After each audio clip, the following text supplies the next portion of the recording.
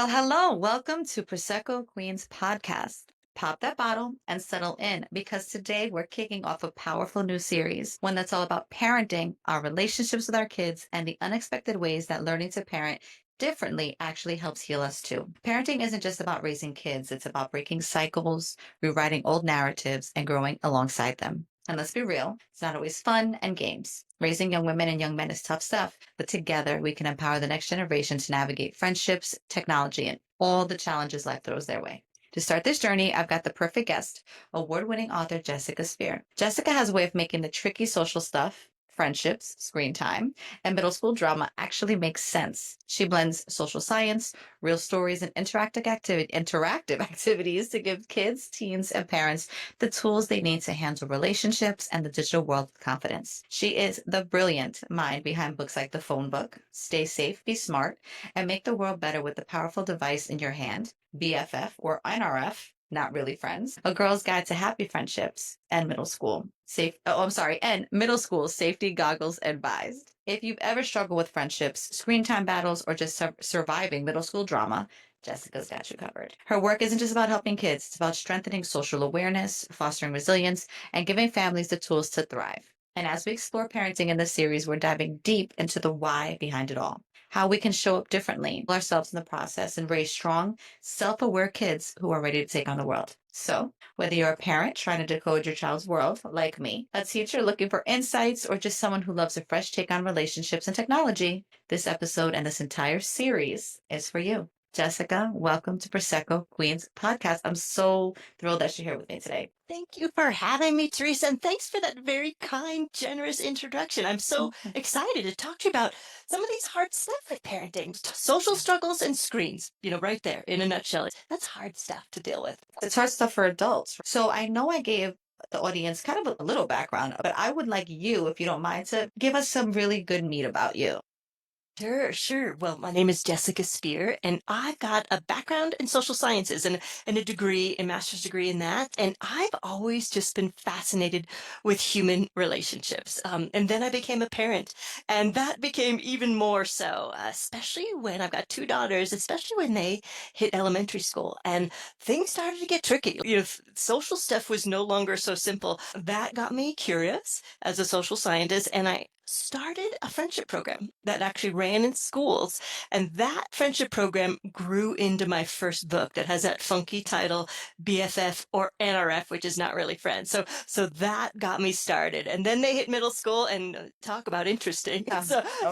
Yeah. Then I spent a year kind of studying what was happening in middle school, talking to middle schoolers. That grew into my second book, Middle School Safety Goggles Advised. And then the pandemic hit and we all got sucked into our screens. And then the phone book was born. So I've just kind of been following this trajectory of seeing what's happening in my family and what's happening, in the families that are in our world. So lots of stuff to explore and talk about tonight. I love that because you're following the trends. Right? Things like, for example, TikTok that really started to hype up in the pandemic when everybody was looking for a way to connect where we couldn't do it physically. I just got on TikTok probably about 9 months ago because of the podcast. I can see how some people can really get sucked in, and especially kids. And that's just one of them. There's Snapchat. We're all on Instagram and Facebook and those things. So I have a daughter who is going to be 19 this year. And so during the pandemic, she was in middle school and then starting high school. And I remember that shift, right? She was always just one that was very free spirited. She was like, just had whatever friend she had. She wasn't popular. She wasn't not popular. She did sports. She just had a good time, right? In life. And then the pandemic hit and a lot of things changed for all of them. If you were bullied, you were bullied in person. If you were exiled by your friend group, well, guess what? You sat by yourself, right? It was really survival of the fittest. Now it's like, well, you don't want to talk to me. I can talk to somebody else, the 6 billion other people, right? So in these early teen years, we know that it feels like a social minefield. So why do friendship struggles and social challenges seem to peak during this time? That's such a great question. And I think once parents know this, it's a little bit of a relief because sometimes we as parents get really nervous when we see our kids and teens start to struggle. Like, wait, what is happening? And there's a lot happening. Okay, so a couple things that are going on that starts Starting around age 10, but not for everybody, because they all kids are growing and developing at a different pace. I find that girls tend to start a little bit earlier because they tend to start adolescence a couple years earlier than boys. So what's happening is this process that kids have over the course of their childhood of individuation, that starts to really kick into gear. So they're, as from the moment they're toddlers, they're starting to exert their independence. That really kicks in the preteen years, and they're starting to figure out, well, hey, who am I? And what do Yeah. I like? And who are my friends? And so what that does is it puts a lot more weight in their friendships. So all of a sudden, these friendships are really important. However, everyone's friendship skills are still pretty rough. Right. They're kids, they're preteens, they're teens. There's a lot of skills that go into friendship and a lot of roughness there. So there ensues some conflict. When the preteen years hit, especially for girls, confidence dips. For girls, confidence can dip up to 30% between age 8 and 12. And when That's we're not terrible. feeling confident in ourselves, that gets reflected in our relationships too. And then again, as they're hitting puberty, they're starting to, in addition to hormones going on and changes in their brain, they're starting to, just be interested in different things. And I see in middle school, all of a sudden, this really close friendship might break apart because one might all of a sudden be so into crushes and the other one's not. And there's no longer a fit there. All these things, throw it all together and it makes sense that there's a Yes. lot of change and a lot of strife going on because they're just trying to figure it out during a very phase of life which is filled with huge change. It's true. I think back to, my daughter was in Girl Scouts. And it's kind of funny how as parents we don't forget what we went through as kids, right? As teenagers, because we all went through these things, the same things. I remember there are very significant moments for me as a preteen and teen that I don't forget in relationships with my friends, right? And those feelings of, oh my gosh, I'm gonna lose my friends forever. It's you don't realize like that's not as important as we think for when you're that age, right? But I remember my daughter was in Girl Scouts and she was with the same group of girls 5 years, maybe 6 years. They were all their moms, all of us were friends. We watched these girls grow from kindergarten.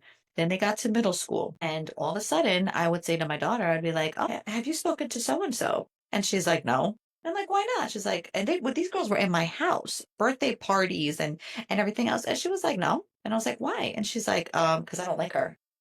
Mhm. And I was like, "Why?" She was like, "Because she's not nice and she hangs out with this group and so on. And and this one hangs out with this group." And she's like, "I have my group." And it's really funny because you do forget that happens. I grew up very close knit with my friends because we were in a Catholic school. We grew up, there was one class of each grade. So you literally grew up with the same people, right? Only if someone came in did they kind of get added in there. It was a very small group of girls that we were all very tight. That to this day, we still talk every once in a while, all of us, right? There was like 13 of us, if that much. So for me, I was always like, that seems a little odd. You know what I'm saying? That it was such a big divide. But I guess it does make sense, because obviously if someone is not interested in something versus something else, you're going to have a different friend group and you're going to develop different interests, I guess. And some people just don't follow suit. And we know that hormones also is a huge thing. Girls, again, and I speak girls at this point because like you, I have the older girl. My son is still pre-tween, so he hasn't hit that really hormonal stage yet. So I don't know what to expect for a boy. Hindsight, obviously, because she's older now. I wonder, does brain development and social pressures impact the way preteens and teens navigate friendships? And what are some common mistakes that we make trying to help them through these social struggles, trying to almost fit them into a mold that we all kind of somehow end up doing or realize it fitting them into a mold that we think they should be. We all make that Right. mistake. Yes, yes. And, as far as the brain development question, so it's the changes that are going along with puberty have chemical changes in the body and the brain that make adolescents feel their emotions more deeply. So when something happens, that's why it appears that it's, you see this huge mood swing or just Like the very world is ending all the time. yes, Yes. and so Yeah. there's a reason for that. I know we might roll our eyes as adults, but Yes. there's a reason for that. They're actually feeling that intensity in their body. So one thing that we can do as adults, what is so helpful to them is if we don't get caught up in that emotion and we are really grounded. We stay grounded. We don't go off on our own emotional roller coaster. We stay grounded because then we're modeling regulation. So a dysregulated adult can never help a kid or teen regulate. We have to be regulated ourselves before we can help them. So just a Guilty. side tip, but and I've done it too, because Yes. sometimes when we see our kids really emotional, it stirs something in us. So Yes. so that's like my personal practice is when my girls come home and they're really amped up, I take a deep breath and feel my feet on the floor. One step at Let a yeah, let me be present with them and let me be regulated to help them regulate their or learn how to regulate their emotions because that's a skill. As kids, we learn how to regulate our emotions in healthy ways, hopefully. If not, then later in life, we're learning how to try to regulate our Right. And emotions in sometimes healthy it's ways. so much later in life, right? Like Yes, it exactly. took me over 40 years to even realize I had to do that. And so the second part of your question, which is on social pressure. Okay, so we talked Yes. earlier about this phase of life. Fitting in becomes so important because they're individuating. So all of a sudden, their peers matter so, so much. And so that sense of belonging and acceptance is huge. So that's why we also see some kids and teens really conforming and doing things we wouldn't expect them to be doing. All of a sudden they're just really concerned about fitting in and having this Yes. latest pair of shoes. And so that becomes really important too. So just knowing that that's all real, that's all developmentally appropriate and it really matters to them. It's just really important. So try not to belittle that. That's just kind of where they are, but we can remind them. It never hurts to remind them that we believe in them, awesome just the way they are. Even though they might roll their eyes. Roll their eyes. Yeah, we can just, just keep believing in them and show them, that we love them as they are and they're okay as they are, but they're going Right. to try to fit in with their peers no matter what. Yes, that's kind of where they are in life. That's very true. And I remember that with myself. I had friends that grew up with more money. You know what I mean? We went to the same Catholic school, but I was the one, in the little one bedroom apartment with my family. And I had friends, a lot of them with houses and, the latest shoes and I used to get so I remember used to being embarrassed because I used to wear sneakers that were like from Payless. Remember Payless shoe stores? Yes, oh yes. And to this day, I still wish they were around because they were great shoes. But at the time, 13 and 14 years old, I was determined to have my first pair of Jordans, determined to have my first pair of Nikes because, looking back in hindsight, I was like, I didn't go without. I had everything I needed. We just didn't have all this excess, right? To give certain things. It was a very different lifestyle. And I think what you're saying is obviously spot on, is that some kids I was lucky. My daughter never felt like she had to fit into any mold. She was always just who she was. She didn't really care for all those kinds of things. But maybe that's also because when I look back too, I gave her those things without even realizing it. It could have been because I didn't have it in my own childhood. Mm, I think part of my healing journey is me saying, you know what, I think I gave my kids, like, I like them to have the Jordans if I can, or to have certain things if I can, because if I'm able to give it to them, it's almost like healing me in a way, yeah, and that I didn't have yeah. them when I was younger.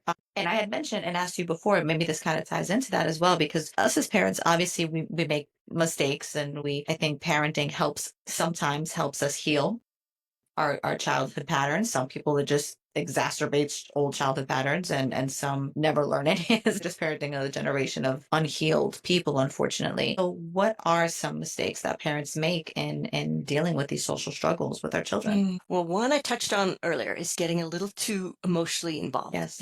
So try to stay really grounded and avoid reacting. Just stay settled, but take what they're saying seriously. Know that these emotions are real. These situations, they're feeling very real to them. So validation is one of the key things we can do. Is this validating? And for me, some of the phrases I say the most are, "Oh my gosh, that sounds really hard," or Yeah. "I'm so sorry that happened." Like just validating that what they experienced was really hard instead of discounting that. So Right. so keep those in your back pocket, like, "I'm so sorry that happened," or "That sounds really hard." So validating one. Another, getting involved. And so I've seen this backfire so horribly, and I've even gotten overstepped things and gotten too involved, and it often doesn't work out well. Yeah. One, we don't know the whole story. And often what happened is triggered by something that happened 10 weeks ago, or 10 months ago. Like, Yes. so we're hearing one side of one piece of a story, and it's usually Yes. much deeper than, so and we're hearing one perspective. So by us getting involved, it often doesn't help. And then it shows our kids that we don't have the confidence that they can handle it. So what I try to do is, once I've validated the experience, say, "What do you think your options are here?" So by doing that, I'm showing them I have confidence in them, that they can come up with some ideas and helping them formulate some of those. And I'm Of not, course. stepping in because sometimes when I step in right away with my ideas, they're so bad. Like, we often have just horrible advice. We think our advice is awesome. It might be Yes. awesome in some circumstances, but every social dynamic is so complex that what we say might mean so little that it might shut off the conversations. We Right. start with like, what do you think your options are? And often there's nothing that needs to be done. They just need to vent. They just need to share this Yeah. experience, get it off their chest. Just giving somebody the chance to share Yeah. is healing. Yeah. It's so healing. So don't feel like we need to fix or solve. If we can just try to keep our mouth shut, just listen and validate. Often that's all that needs to happen. But if not, if maybe more, then we can say, hey, would you like some ideas on that? So see if Right. they want some input because I have made the mistake so many times of just jumping in with some sort of Me too. idea and it just shuts the conversation down and it Yeah. shows that I don't believe that they can handle this. It shows that I might be clueless because what I shared is totally unrealistic for their lives. Right. So yeah, so those would be the ways I'd handle that, which is hard. We want to get in there and fix. We want to make them feel better as quickly as Yes. possible. The best way to do that is to validate and listen and stay grounded ourselves. That is the key to helping them. I would say it's so hard because it's true. You want to get in there and kiss their boo-boos, right? Mhm. It doesn't matter how big they are. You want to go in there because you still look at them as this. It's hard because sometimes I look at my daughter and I go, "Where did you come from?" 'Cause, like, she's grown, right? Like, she's still my baby, but she's grown, and she's a young grown woman, but I still look at her, and I look at, like, the pictures of this little baby, I'm like, "When did this happen?" And it's like I still sometimes when I see her hurt, want to just kiss it away. I wanna be Mhm. like, just dissolve it away and say, "No, I got this. I'll take care of it." But, I think we all and I say mistake loosely only because I think as parents, we may not see it as a mistake because we're just trying to protect our kids, but we have to be as judgmentless as that's not even a word, but as possible. And that's hard too, because there are times like you said, you want to jump in and go, wait a second, that's wrong. You don't do that. It's dangerous, whatever the case may be. And I sometimes have to sit back and say, hold on, she was careful enough and she wants to come talk to me about this. Mhm. If you're judging the situation, then you're going to jeopardize her coming to you again when she whether wants to vent or actually get some kind of direction or instruction or advice. Yes, so, so true. It just breaks down any long-term sustainable connection with you. Yeah. So yeah, the best way to like try to maintain a sustainable connection with our kids is to try to be that grounded sounding board.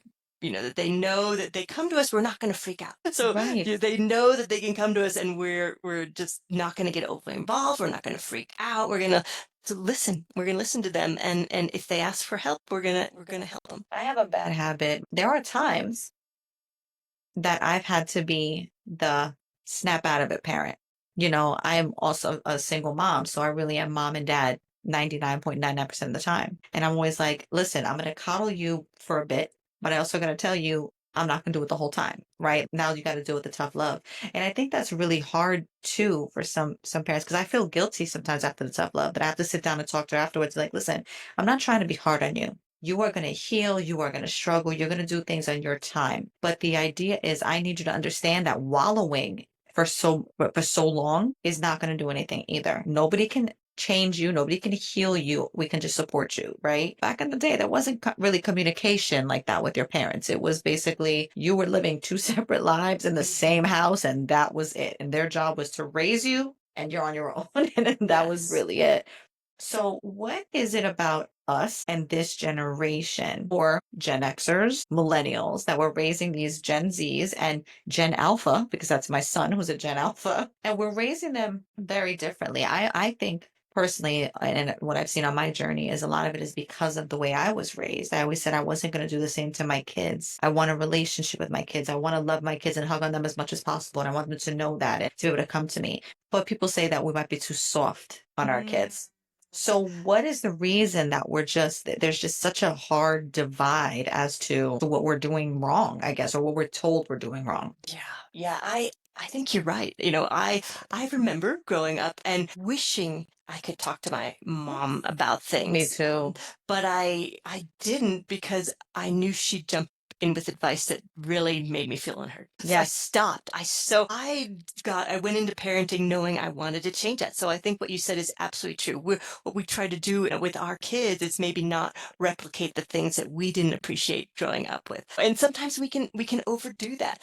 But I do have to say, what I do love about Parents Day and podcasts like yours, Teresa, is parents are really trying to Really do trying. their best to raise healthy kids, Yes. and to stay connected to them. So I love that parents are trying. I love that you're doing this podcast and we're learning. So I think hats off to us. So yes, we're Yeah. going to overstep, but I would say I feel so connected. I've got two daughters and I feel so connected to them. Not overly so. Like I know when I need to pull back, I need to let them struggle because struggle is important. So and I know that because I've listened to lots of podcasts and read Yeah. books. I've Yeah. learned that. But I think parents today are actually doing an amazing job. So all the parents out there listening, go easy on yourself and kudos to you for tuning in and listening. We're doing Yes. this because we want to raise a really loved, supported generation of kids. Right. And I think that's happening. You do. I do agree. I think, there's a weird dichotomy going on because, and I've mentioned this actually in other episodes, which is so funny, is that we have more empathetic children. Mhm, We have more because of the social emotional learning in schools, right? mhm. They really know how to make their voices heard in a proper way, right? They know how to speak their voices and actually be heard in ways that we were told to not do. Right? To just be seen and not heard. They're very, and I say social loosely as well, because this is kind of where the whole, like your book, the phone book, comes into play, right? Because our kids have so much empathy, right? They can see now, they have access to all the different types of lifestyles. And the dichotomy stands in where we laugh because they might be the most emotionally connected. However, they're not always the brightest when it comes to certain things, maybe book smart. But when it comes to things like common sense, there seems to be somewhere like a weird disconnect where we had to raise ourselves and had no choice but Right. to gain that common sense out of experience. And I think somewhere with the phones and having access to everything at their fingertips, I feel like they still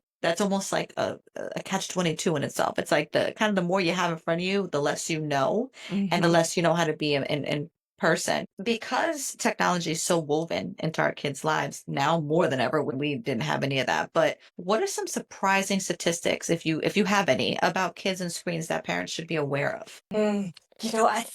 One thing that I think is really important to know is, a lot of young kids are on social media before the age of 13.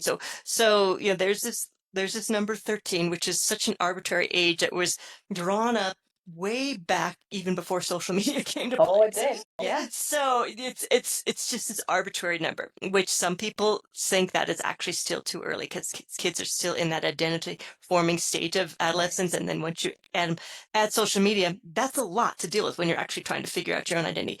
But beside the point, so a lot of younger than 13-year-olds are on social media and getting a lot of content that is really not intended for 10, 9, Agreed. 11-year-olds. The average age, let's just dive right in. The average age that, kids come across porn is 11. I So was going to ask you.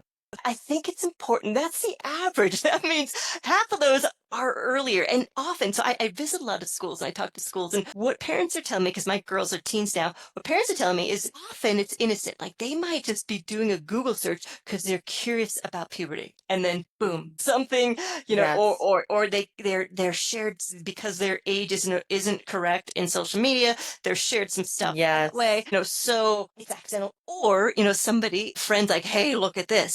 So I think it's really Yes. important as soon as our kids have a fully connected device, especially when they're using outside of the home, we have to have those conversations. We have to explain what this is, and what to do when they see it. And so that's a big one. I think parents don't realize how early kids are seeing really inappropriate stuff. Mm. Yeah, that's a tricky one. I'm trying to think what's another. Oh, the hour. Another statistic is just hours. So preteens, it, Yeah. it used to be about 7. It's now about 9 hours a day on devices outside of schools. So there's their schoolwork, and then there's 7 to 9 hours on devices, which I think we have to think about is what is that displacing? Some of that is perfectly awesome, healthy stuff. They're playing games, they're listening to music, stuff that we did just on a Right. device. But some of it is displacing things that's really healthy, like sleep and, Playing outside. Exercise, yeah, exercise, Yeah. moving their bodies, learning how to communicate face to face.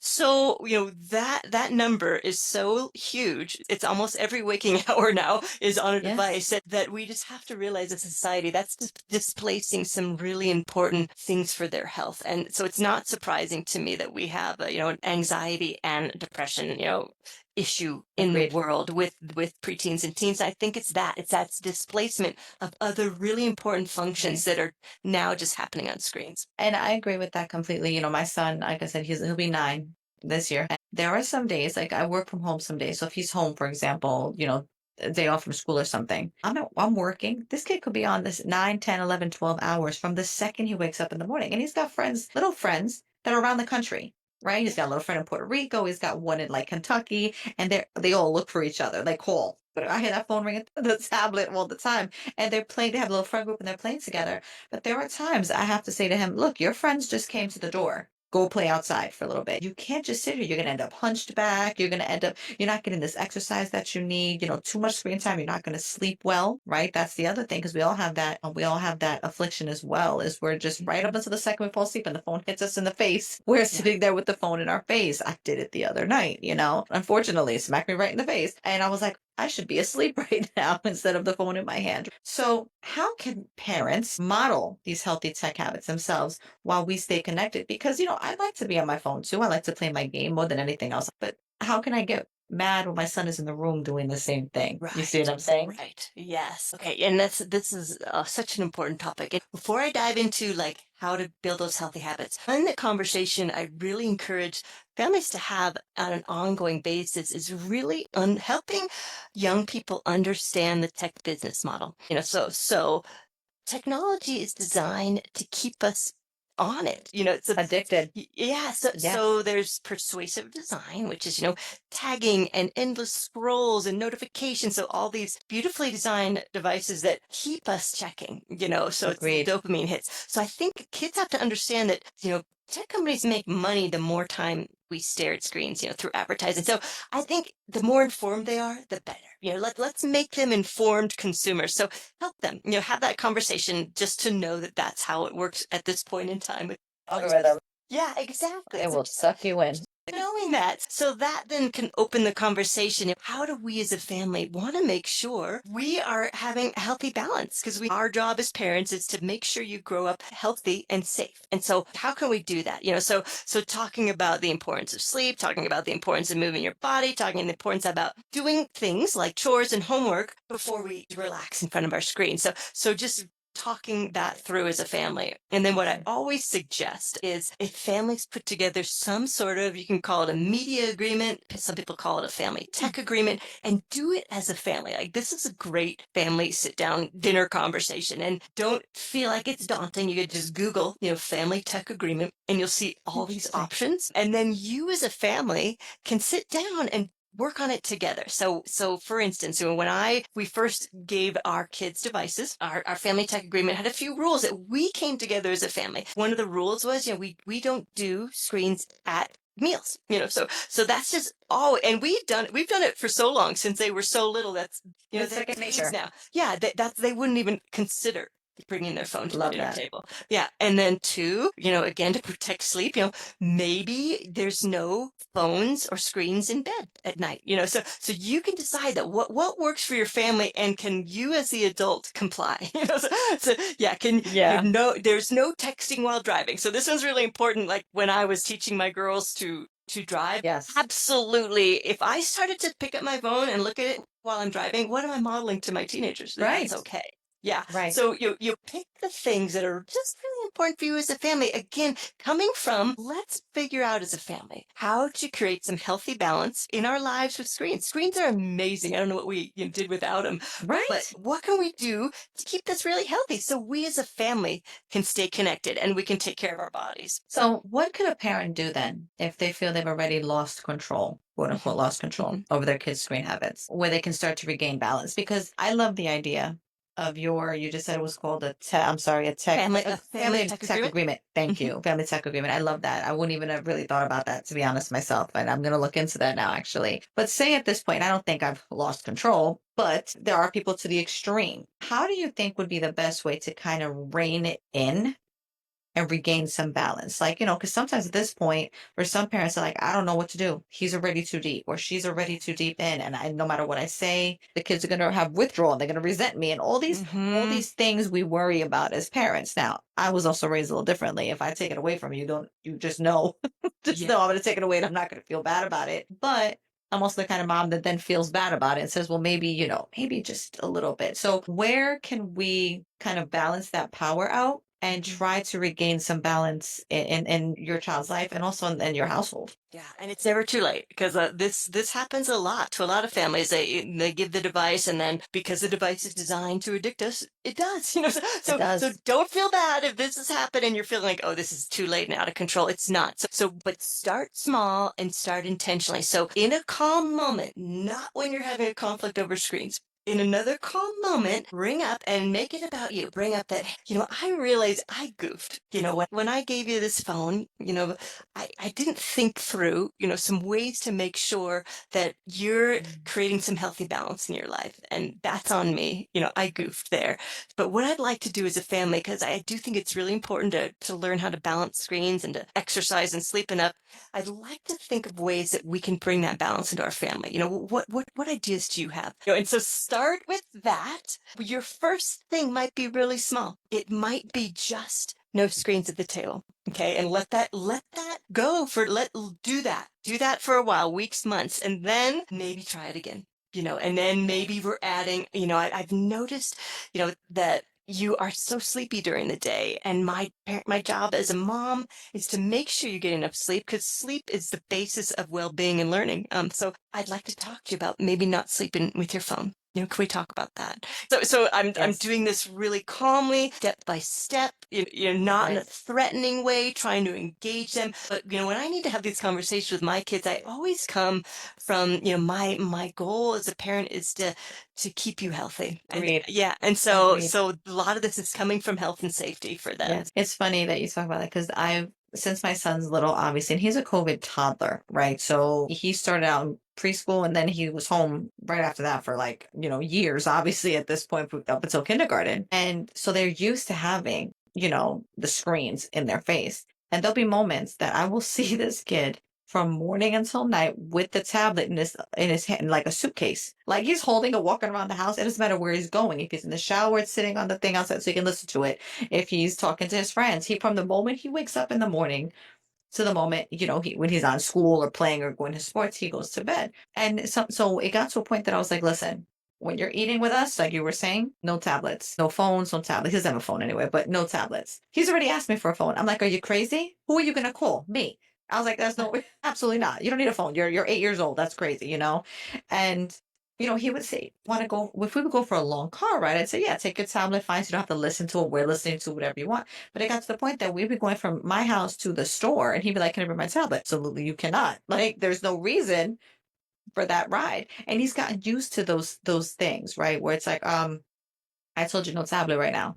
Okay, fine. And he'll put it aside. And I think sometimes you have to be a little hard on them too, in the sense that sometimes you have to not only model it, but also say to them, listen, this is the rule, Yeah. right? Because sometimes they're just like so used to it, so addicted. It's like attached. It's like a burning, in your hand. And it's really wild to me that because as adults, it's happened to us as well. If we leave the house and don't have the phone, I can't speak for anybody else but myself, but I damn near freak out. Yeah, there's a name for that. It's called nomophobia. It's the Wow. yeah, it's the reaction we have when we feel like we've lost our phone or forgot our phone. And so just to, you know, the first chapter in the phone book, which I wrote for kids about to get a phone, is why tech companies want you staring at your screen. So just if parents are like on the verge of they're about to give their kid a phone or they recently did, that book has all the conversations you want to have. It's written for kids, but I encourage Love it. their adults to read it too because it starts all those conversations. Yeah, so chapter 1, why do tech companies want you staring at your screen?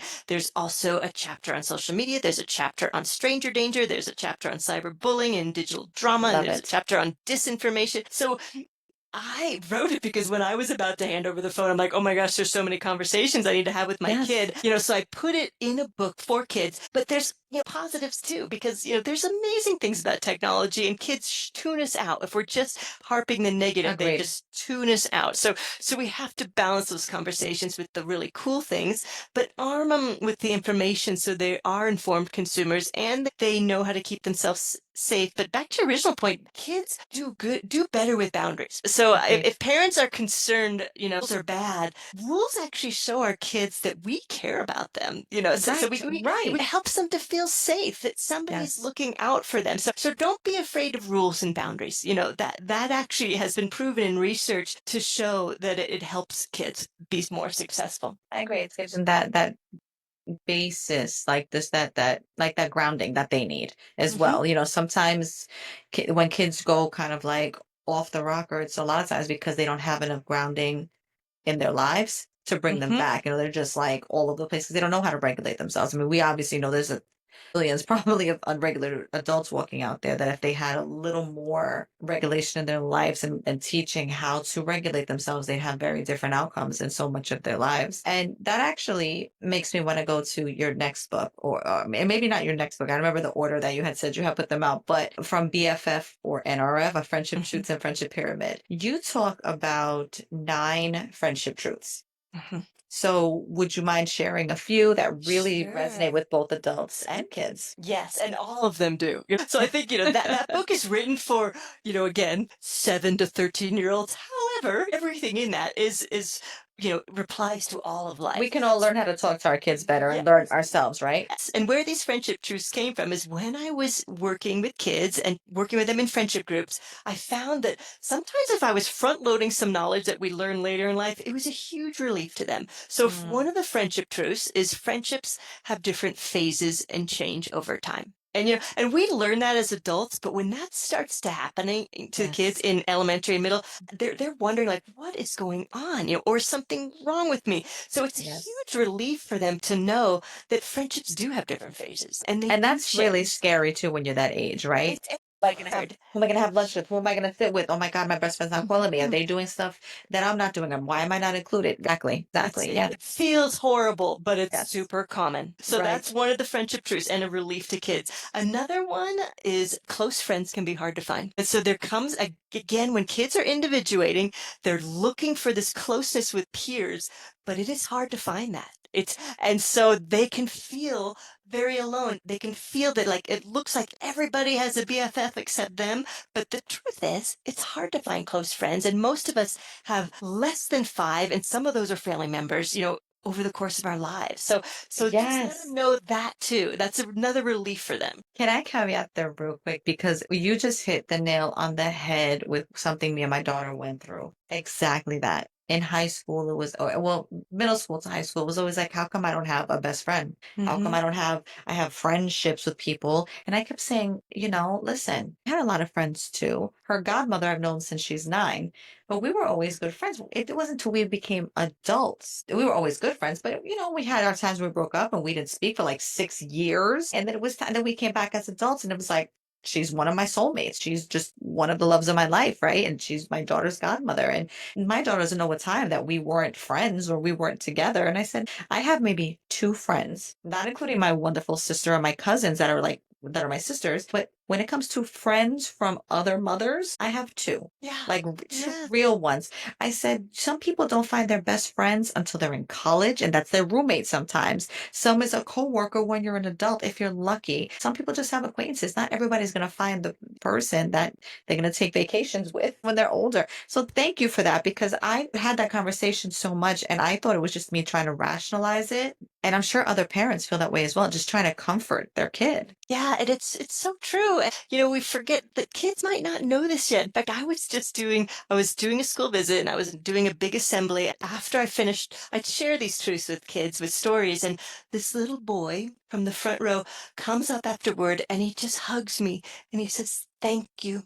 And all I did was share some of these friendship truths, but for him it was so powerful to know that close friends can be hard to find. There's nothing Yeah. wrong with him. He's okay. It's totally normal for his friendships to change. So it's funny how these little things, we think everybody knows, but kids don't know these things. And we always Right. need reminders, especially when we're in the middle of a big change. It's good to be Yes. reminded of these things. It's kind of like when they say to the kids in class, ask the question because you Mhm. think you're the only person that has the question, but you're not. You're going to help 10 other kids in the class. Don't be shy. We all sit there like, when we were kids, like, I'm Yep. not going to ask the question. I'm not going to do it. I'm not going to be the one to ask. I'm not going to embarrass myself. And 10 other kids are thinking, I'm not going to answer that. I'm not going to ask that question. All the same thing, right? If someone doesn't speak it, someone doesn't hear it, people feel so alone. So true. So true. That feeling of being the only one that feels this. Why is hmm it only me? When reality, it's the majority. Yeah, exactly. So true. So, can you explain the friendship pyramid and how can we understand it as parents and how does it relate to our kids and building healthier friendships? Our And relationships. yeah, and this is also out of that first book, BFF or NRF, Not Really Friends. And anybody can find this. It's free. It's all over the internet. If you just search Friendship Pyramid, Jessica Speer, you'll come up with a PDF. And it's something that parents often just put on the fridge because it helps. Really? First, it shares a lot of these friendship truths in one simple graphic, and it helps when things get tough. And so we'll picture this pyramid in our head. So picture a pyramid, the very tippy top, very small. Like this pyramid is not in three even parts. It's got a very Okay. small shaded top that is our close friends. And then I have the Mm, qualities of our close friends there. But under that, it says hard to find. Just so there's that reminder of that truth, hard to that's find. right. And these friendships are, very trusting and they take a while to develop. And so what are those qualities? Underneath that, a huge swath of the pyramid I label as friends. And I am very liberal with this. Those could be neighbors, those could be teammates, those are classmates. So because Yes. kids and teens are still learning friendship skills, these friendships are far from perfect. So that's why it's wide. There's a lot of people in there that they're just people that you enjoy being around, that Right. know you, you hang out sometimes, some more than others, some you feel comfortable with, some you might not even yet feel comfortable with because they're kind Right. of a new friend. And then at the base of that is acquaintances. So people that we keep our minds open that there's a lot of people out there that are possible friends. So Right. sometimes, especially in middle school, kids start to shut down, maybe not open to new friendships, closing off their groups. But if we can stay open to meeting new people and meeting new friends, that's just going to help us in the long run. So staying open to that. But then separate to the pyramid, I've got what I call NRFs, which is the not really They're friends. not really friends. Yes, Right. and so this I think is maybe what helps parents so much is if your child or teen finds themselves in a relationship that doesn't feel at all like friendship. And I put the qualities of that. So maybe there's been some big breaches of trust. Maybe they're nice to you some days, but they're really mean to you other days. Maybe you feel really uncomfortable being yourself. So I'd state those things under not really friends. And I can't tell you, I labored over, like, I don't want to create another label in the world. I don't want to call Right. this mean girls. I don't want to call this bullying. I don't want to call this anything that's going to then turn into a label. I just want to Right. say something that describes when it doesn't feel like friendship. So I'm like, okay, not really friends. So because next to that is everybody changes, so Yes. so somebody who's a not really friend in fifth grade, that might actually turn into a close friend in by your sophomore year because you've changed, they've changed. So Yes. stay open to the growth and changes in people, but be cautious and kind with those not really friends. You might need to put some boundaries there. You might need to back away from that relationship, but give that young person or adult space to change because we're all learning as we go. All learning as we go. And hmm that's interesting because I didn't talk about friendships, but can obviously I assume this would apply in the same vein as if it was an early relationship, one of For those sure. boy girl, girl Yes. girl, boy boy, whatever it may be, but your first foray into, for lack of a better term, the romantic, right? Mm, When you're a young teen, everything is feels like it's romantic. And now I realize that's because, like you said, because they feel everything 1,000 times more than we do. yes. Probably back then, if someone touched my hand, it was like, oh my God, Yeah. the end I of mean, the I world, could right? I could rename that from the friendship pyramid to relationship pyramid, and it would be very similar, You're right. So yeah, so if we're in a not really relationship, it's those same qualities. Hey, be cautious, put some boundaries there. That's not really feeling like a relationship. And that actually then leads me into the story. And because you love the social sciences. I was like, this I think would be a really good story for this episode. So I have a coworker, and it ties into all of this about how a parent can help in relationships with their kids and what some setting boundaries and what we're trying to teach our kids about themselves within these relationships as well. I have a coworker, and a few weeks ago, I heard something that really disturbed me. Now, I don't get into anybody's business. I was just, her desk was near mine and she was telling everybody about it. And it disturbed me. She has a daughter who's 13. Now, keep in mind again, culturally, she's a different culture than me as well. Let me caveat this by saying I technically have had very difficult relationships 99.9% of my life, very difficult ones. I'm very careful with what I try to have my daughter emulate. I'm like, don't worry, don't think about what I've been through. Think about now what mommy has learned, right? And I'm going to show you what I've learned so you don't make the same mistakes. So this lady was talking about her 13-year-old daughter who is obviously in middle school, and she has her first boyfriend. Her daughter is very well defined physically at this age. And apparently the little boy is very jealous, very possessive, doesn't let her wear certain things, doesn't let her at 13, doesn't let her, he's 13 too, wear certain things, makes her feel bad about her body. Her daughter went to the mother and said, this kind of bothers me. Like I have this body, but her mother says to her, well, if you didn't dress like a slut, we wouldn't have this problem. Mm. And I'm sitting there thinking to myself, oh my God, there are certain things I would say too, don't go outside a certain way, just because, sometimes you just don't want to draw unnecessary attention. But regardless of that, I would never say something like that to my child. And not to mention, then you're agreeing with this little boy and making your daughter self-conscious. She was like, oh, but she doesn't dress like that anymore. Now she wears all sweats. I said, so all you've done is make her believe that this little boy is not only making her feel self-conscious, telling her the truth about her body and herself. She's going to start believing this, which means every relationship she's in from now on, she's going to say, I can't be myself. I can't be comfortable in my own skin. I can't speak my mind about this, and whatever they say goes, right? I said, all she's doing exacerbating this. So some parents might hear this conversation and go, yeah, well, yeah, she's right. For parents that may have this situation and maybe want to steer clear of telling a 13-year-old, you can't be with that boyfriend, because no, that's not going to happen. Although, to be honest, that's what I would say. I'd be like, you can see him in school, but don't bring that kid around here. You're done, right? Like, we're not going to do this. What is the correct, and again, I'll say correct with air quotes, because what would be the correct way to handle this? And I don't mean as the mother, I don't agree at all with what she said. Absolutely at all. But in your expertise on this and trying to empower young women and have healthy relationships. What is your take on this? I know it's kind of long-winded, but I'm trying to really paint the picture as to Yeah. how disturbing it actually was to hear. Right, right. It's so hard to hear. I feel bad for that. The daughter and and Yeah. and and the mom, And the for going mom. and but I would say if we see our kids getting in really unhealthy relationships, although I was saying earlier, don't get too involved. I do think we can start to help them recognize when they might not be in a healthy situation. So I would start again really calm.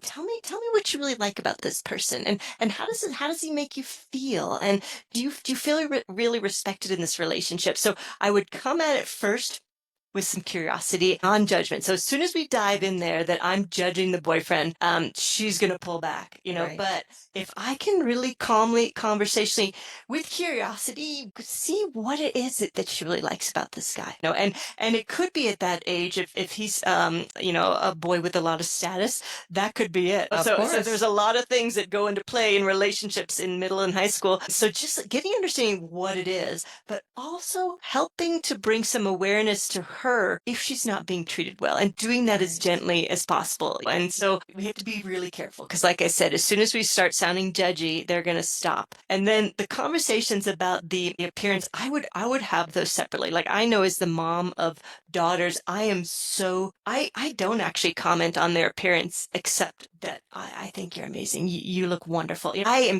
girls. We talked earlier about how much confidence dips and how much pressures Yes. in society to look a certain way. Like, I can see why they're dressing certain ways because let's look at the media. Let's look at their influencers and their role models out there. So I feel for girls, so I don't want to add any more pressure to them to look a certain way. So Right. I am so careful about anything I say. I never comment on body weight. I never comment on, Oh, no. yeah, I just so to me that's like almost off limits for me to say to my girls, unless I Right. really need to talk about that, I do. That's a whole nother conversation. But back to the boy, I would definitely hone in. If you see your son or daughter in a really unhealthy relationship, you don't have to ignore that. Just enter gently with curiosity, trying to bring their awareness to that so they don't tune you out. I was very lucky. My mother wasn't, she was a lot of things, a lot of things, and she was a lot of not things, right? But one thing she always used to be like, don't say that about yourself, or don't talk about yourself like that, And I never knew where that came from necessarily, because that was kind of the only time that I would hear her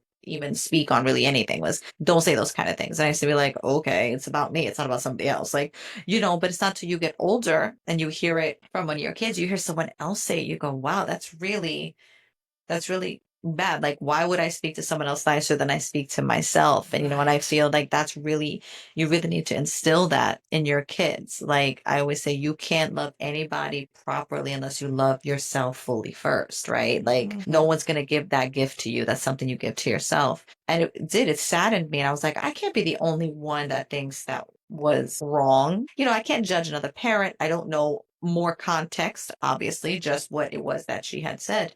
But even the way she said it was like, oh my God. I was like, that's a 13-year-old. That's a baby. That is a child. And all you're doing is giving that toughness, that toughness to them that they're going to have as they get older. She's going to hear that every single time she dresses some way or anytime she does anything.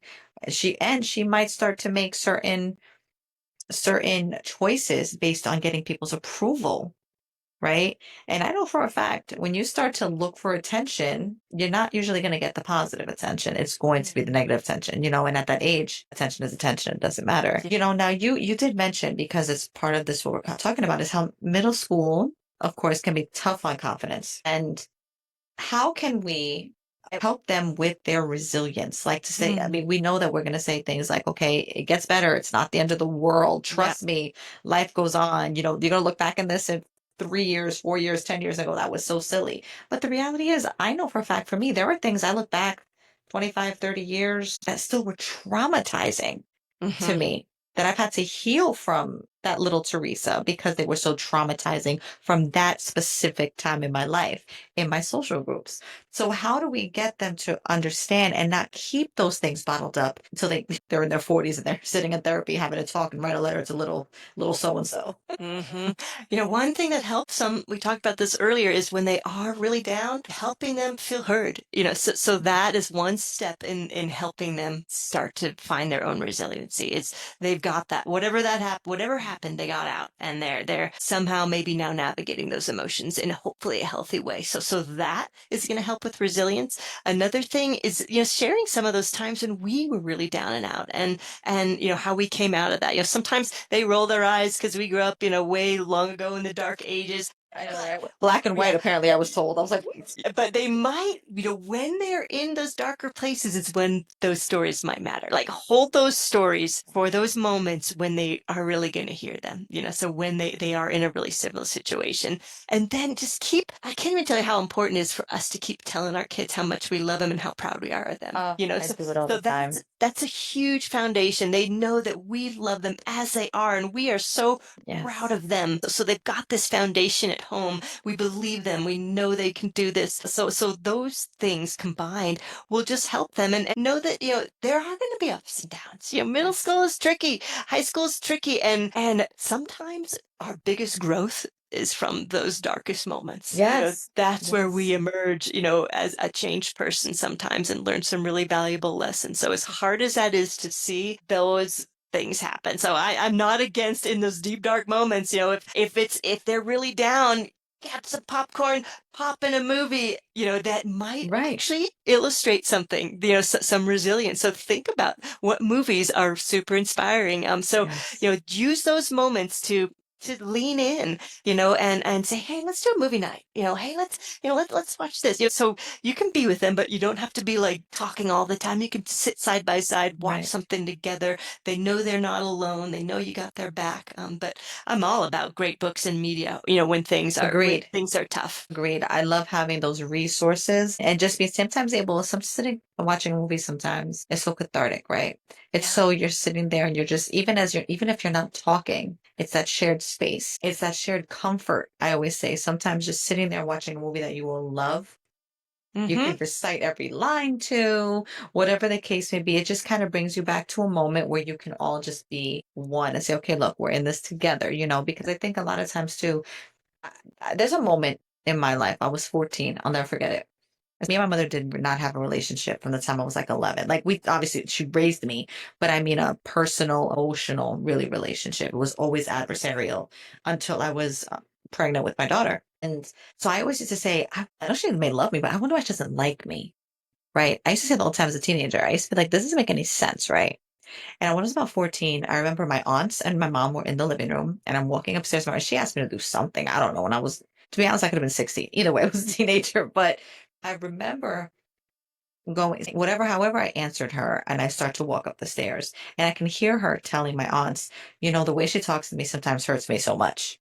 And I remember thinking to myself, well, I didn't say anything. Like, what did I say? And I used to think she's like, it's the way you said it. I'm always like, what do you mean it's the way I said it? Like, and I got to the point that as an adult of a teen daughter, I catch myself saying the same things. Exactly that. It's not what you're saying. It's the fact that you're rolling your eyes when you're saying it. It's the fact that you're talking to me like mom's a piece of crap and she doesn't know anything about the world I'm living in. And I don't want to hear this nonsense today. It's that tone like, whatever, Hmm. peasant. I always say, whatever, peasant, get out of my face kind of thing, right? So, how can parents, especially when you're going through a really hard time, there are some kids that are just difficult. How can a parent really try to break through? We can try to communicate till we're blue in the face, and sometimes it just doesn't. It goes in one ear and out the other. Do we just let them come to us, or what is a way that parents can feel that okay, I've done everything, I don't know what else to do? Yeah. You touched on something that's really important. 70% of our communication is our body language and our tone of voice. Mhm. We think it's the words, but actually it's our tone, our Yes. facial expressions, and our body language. So Yes. remember the importance of that. The expression on our face, the tone of our voice is huge. And Yes. the other thing is don't take things personally. So kids Mhm. are going to roll their eyes. Kids are going to have a snarky tone because they're teens and they're individuating. And so if we don't take that personally, that's going to True. go a long way. It doesn't mean we don't have to allow bad behavior. Sometimes we could say, hey, can you try to rephrase that another way? But notice I didn't say, hey, rephrase that another way. I said, hey, let's try that again. Right. So I am so conscious of my tone and my facial expressions because I think that opens the door to connection and communication. So those little things, not taking anything personally and really watching our body language can just Yes. start to change that. And the other thing with there's something that was so profound to me when I was getting into this work is I was listening to a presenter and she said, every kid and teen needs somebody that lights up when they enter the room. They need a person Oh yeah. that lights up. And I'm like, oh, I want to be that person. I want to Yes. be that person for my kids. So I do, as corny as that sounds, my kids Absolutely come not. home and I light up and I am psyched to see them. And I try not to be annoying. It's really easy to be annoying, Well, but your mom is no. always going to be Yeah, annoying. Yeah, I just want them to know I am so glad they're here. And I just love being around them, and that opens the door for them to relax too. it's They true. know they're loved and they're welcome at home, and even when they're grumpy and annoying, they know that no matter what, if they come in a super grumpy mood, I'm still glad to see them. I'm glad they're home. So those little things can make a huge difference. Not immediately. Now, if we've had some tense interactions a lot, it's going to take some time. So don't expect Yes. changes overnight. See over a couple weeks and a couple months of us not taking things personally, us being really aware of our body language and tone of voice, what we're saying, and being super excited to have them around. See what that does. Just test it out. Test it out. I love that because I always say I'm like, I sometimes like the dog because I wait for them at the door. I'm always like, hi. And I wait at the door if I'm, working from home. I'm like, and I walk in, and the first thing I do is pop in each room, and I'm like, I remember like when I was a kid, I don't remember seeing my mother until like dinner time. I was like, oh, I was in my room, but for my kids, I'm like, I pop in the rooms, like, how was your day? And I'm glad we're home. We're all home safe together, thank God. And and then how, all those kind of things, and tell me about your day. Like I tell my son, what was your day like? Ask specific questions because all we'll get most of us is fine, good. I'm like, what'd you have for lunch? Who did you sit with at lunch? Things Yeah. like that. Like get some information, And I'm the same way still with my daughter, because I know that she's been especially struggling. And I'm like, what did you do today? What was a win that you feel Hmm. you had today? This is something that we're learning as well, me and her, is what was a win you had today? Let's share our wins today, even if it's something small, and if it's something as a family, it's something individual, whatever it is. Because then when you go put your head at night, you're hopefully focusing on that win Yeah. as opposed to anything else that might, hopefully it's contagious. It's supposed to be contagious. Yeah. All those little things you're doing are showing that they matter, and they're showing that they are loved, and they're showing that they have a home base. So every time you do that, it's a little gift. It's a little gift to them. And I think to us as well as parents when you do those things, right? Because Mhm. again, a lot of us parent from places that we only know, right? Mhm. And being able to step out of that comfort zone and teach, parent in ways we don't know, which it can be so uncomfortable for some of us, right? Some of us Yeah.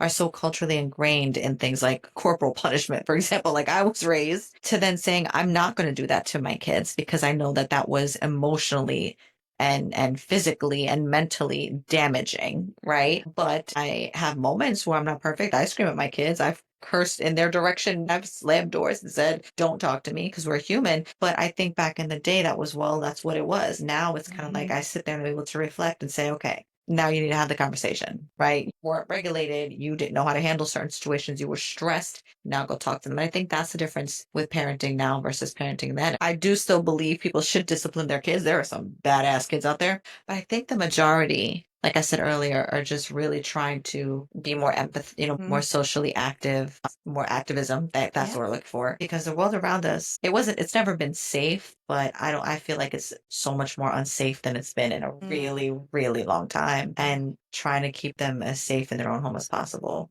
Yeah. is what we need to work on. And know that we're all going to goof up. So if parents Right. are listening to this and be like, "Oops, I didn't do that," it's never too late. I've actually gone in with some repair conversations 10 years after the fact because I Oh learned yeah. something that I did really poorly when my kids were toddlers. I didn't know, and so Yes. I will 10 years later be like, you know what? I learned this, and I didn't do this when you were a toddler, and I wish I had. I just Yes. want you to know that. Had I Right. known that then, this is what I would have done differently, and I'm sorry about that. You don't know what you don't know Yeah, and so in the give moment. grace to yourselves, parents. We're all messing up. We're all doing the best we can. We're messing up in some ways, and it's okay. It's never too late to repair. I agree with that completely. Absolutely. We're coming to the end of our conversation, and I have loved speaking with you because you've actually made me feel better in ways because I was always scared of repeating patterns. And after when you were just talking about old conversations, I've had to do that with my daughter as well. Because she's seen me go through a lot, especially with your first kids. They're kind of like the first pancake, Hmm.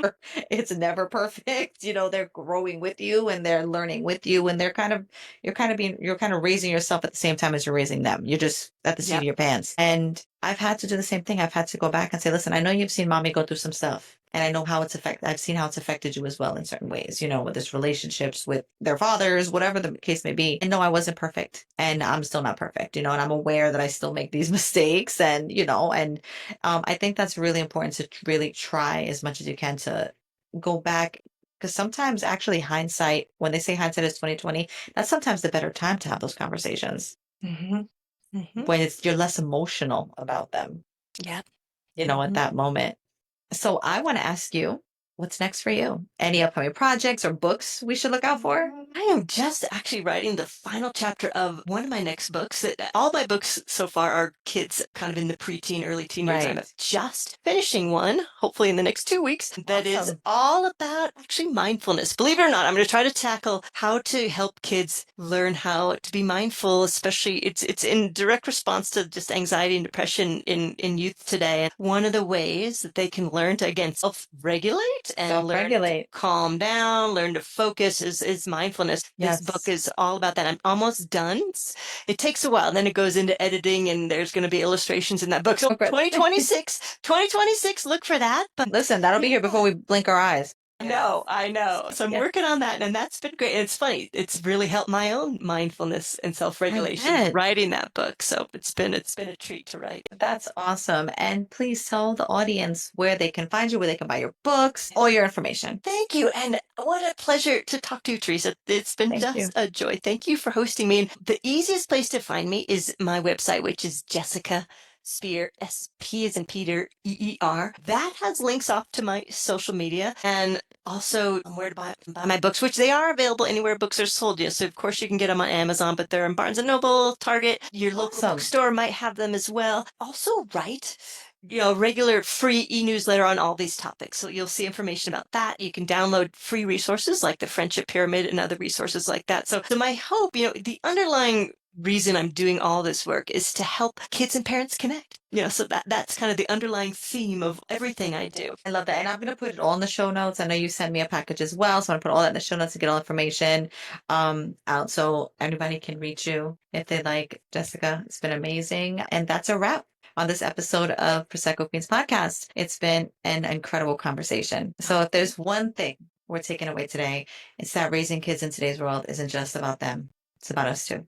The way we guide them through friendships, technology, and social struggles is also an opportunity to reflect, grow, and even heal parts of ourselves. Parenting isn't easy. No one ever said it was. Raising young women and young men comes with challenges that can test our patience, our values, and sometimes even our sanity. But as we continue the series, we're going to explore how being intentional, learning alongside our kids, and choosing to do things differently can set the next generation up for success and give us a little more peace of mind in the process, hopefully. Jessica, another huge thank you to you for sharing your wisdom and to our listeners for joining in this conversation. If you love today's episode, be sure to check out Jessica's books. Trust me, they are game changers for navigating those tricky years.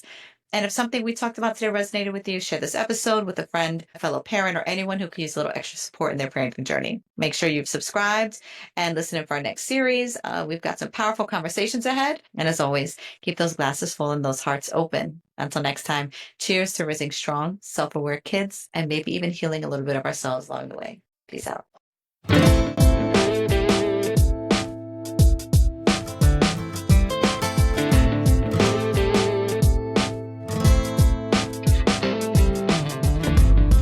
You hold the world in your hand, and you make sense when I don't understand. You know what to say. You are my light, reaching through my fears in the dark of the night, so I can see a little drop of sunshine at the right time.